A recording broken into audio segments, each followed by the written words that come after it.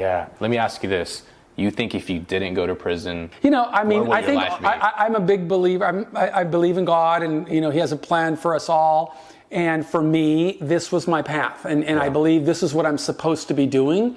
I can't really second guess what I would have been doing. I made really bad decisions when I was 20 that don't really define my life, but they put me on a course, and it's my job. Whatever course we're on, it's our job to work toward getting the best outcome. Yeah.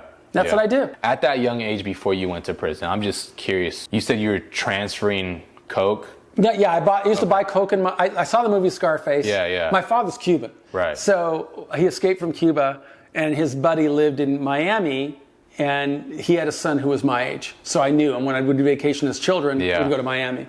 And I knew this kid went to school in Miami. So after I saw Scarface, I figured, well, you must know people who sell coke if you live in Miami. And I called him and I said, you know anybody? He said, yeah, of course, a lot of people in my high school. I said, well, find out what a kilo goes for. Yeah. And I got the price there. And then I didn't use drugs. But I knew people who did. Okay. So I went to them. I said, well, if you use coke, you must buy coke.